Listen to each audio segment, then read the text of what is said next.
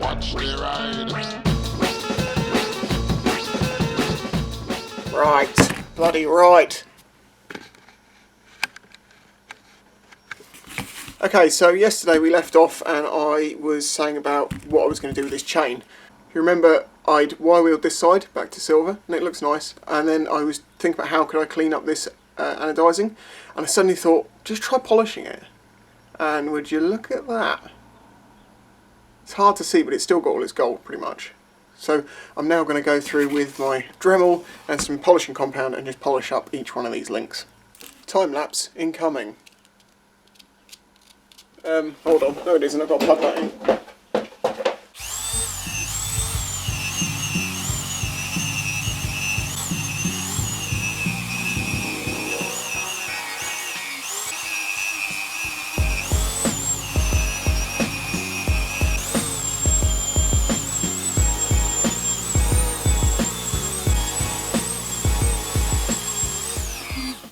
I've just got to clean up all that compound that's left over. It would appear where the compound is, I've actually missed some bits, so if I go back over it again and really go on to where these compoundy deposits are, it should repolish those.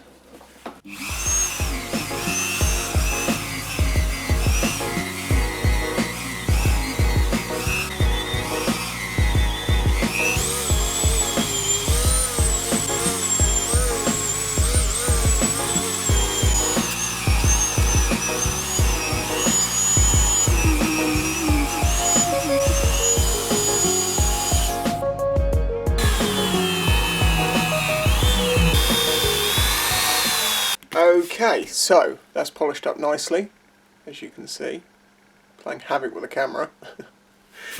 So that goes there, and then this bit goes through here.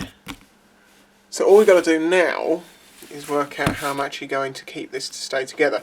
I could, because I want to put this plate on there actually, let's do that.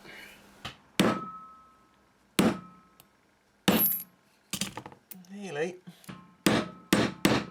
Okay, so I've just pressed that on the back and that is on there so firmly I really don't think it's going to go anywhere as is.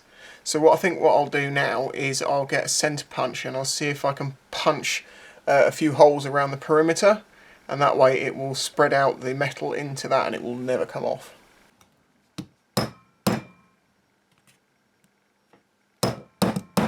Yeah, that's not spreading it out much. Okay, well that is not coming apart. I don't need to weld it, I don't need to do anything, and it's quite nice the fact that it holds itself together, it's not got weld on it. It does rattle slightly, because it is just held on there.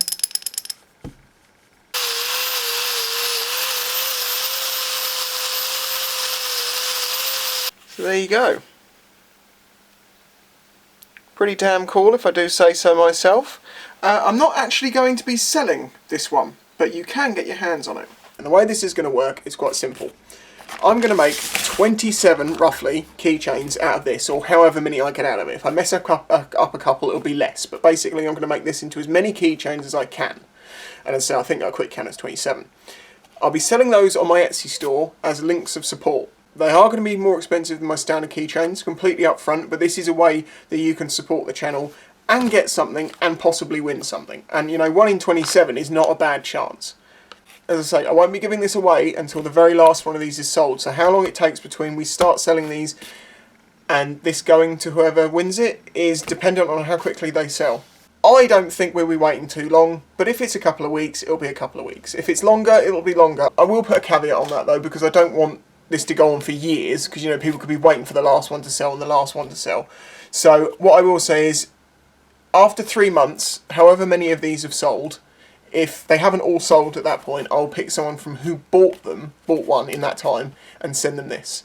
Because I think waiting any more than 3 months is just junk to know if you're going to win or not. I hope you're all cool with that. As I say, there are some cheaper keychains available. I think there are at this point, because I haven't got many left. But it's completely down to you if you'll be part of this or not. But it'll also help me get the live streaming stuff sorted. I will sign this and serial number it on the back. But yeah, bedside clock, something like that. Awesome. There's something I've just realised about this. As long as it fits, which it should, You can actually have the silver or the gold, it's up to you, you can flip it around. But one side will be signed, which will be the silver side. Yeah, just notice that. So now I have to make 27 keychains, and that's what I'm going to do now. So you can see there is a lot of work goes into these little things. I don't just chop them up and stick a keyring on them, it's far from it. So I've got to grind off the top of the pins of every other link, every single other link, and then use a chain splitter to pull the plates apart so I can get my 3 links to make the keychains from. And then the cleaning process will start. Because this is a new chain, it shouldn't be too bad or as bad. Were this a used chain, like I've done in the past, it is a nightmare. That's why you'll note that it doesn't say the keychains are from used motorcycle chains, they're from motorcycle chains, because you get a nicer thing at the end of the day, and it doesn't take me nearly as long to clean it, so I don't need to sell them for nearly as much. So it works out better in all ways to use these. The first thing I need to do is quickly go down and mark every other link, so I know which ones I'm grinding and chopping. And then I need to section this chain down, because it's currently all the way down my bench like a long snake, and it will just make it a lot easier if I do it in sections. So, every other one.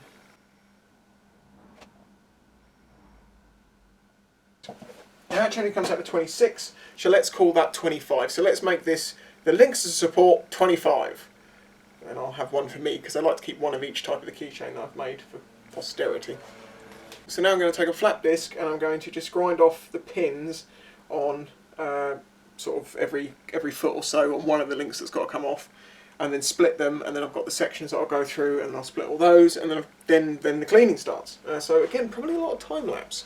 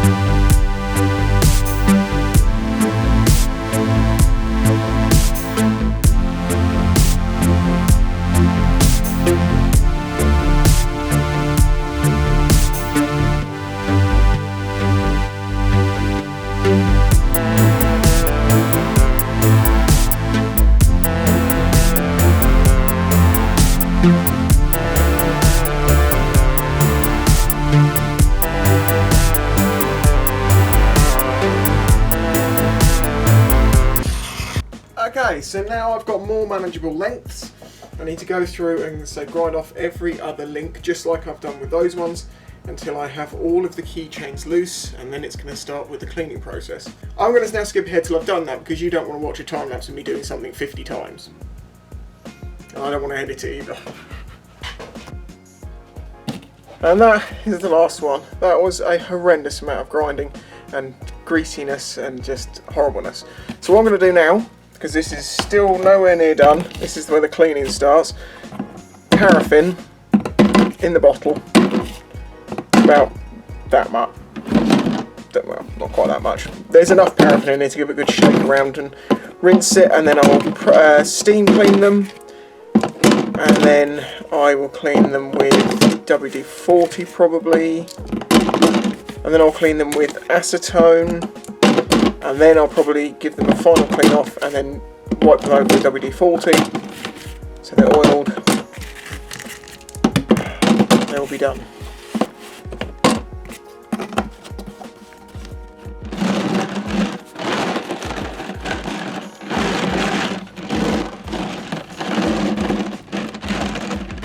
Right, so for the next half an hour or so, I'm going to basically periodically come and give this a shake around,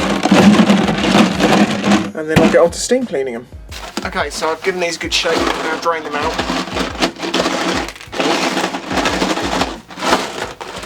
Hold on. So they're looking cleaner already. So I'm going to line them all up. I've got the steam cleaner warming up, and I'm just going to steam clean them, and the cardboard should help absorb the paraffin and all the oil and crap. I've got my one in some acetone to see if it's going to do anything to the O-rings. Now we must wait to clean with the power of steam.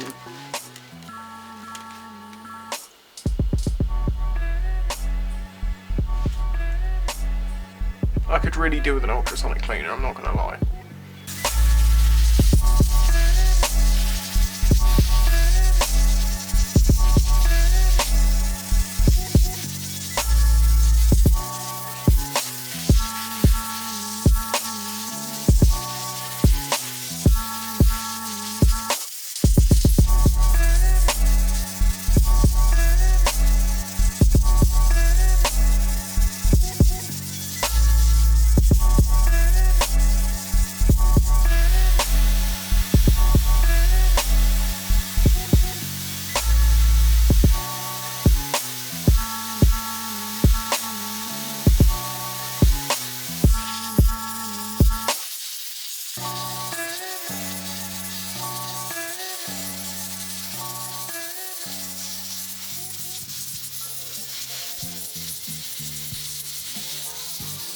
Okay, so I've steam cleaned them, and most of everything's off them now.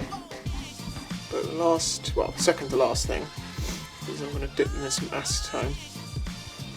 Hopefully that should melt off any of the excess grease or anything that's on them. And as I mentioned earlier, yeah, I think I really could do with an ultrasonic cleaner.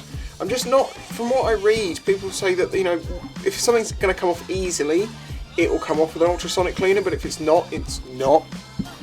I don't know what's the difference between what would come off easily and not. I would consider this grease to have come off easily because it doesn't leave any marks. It's not dirty, but it's not easy to get rid of because it just smears and stays around.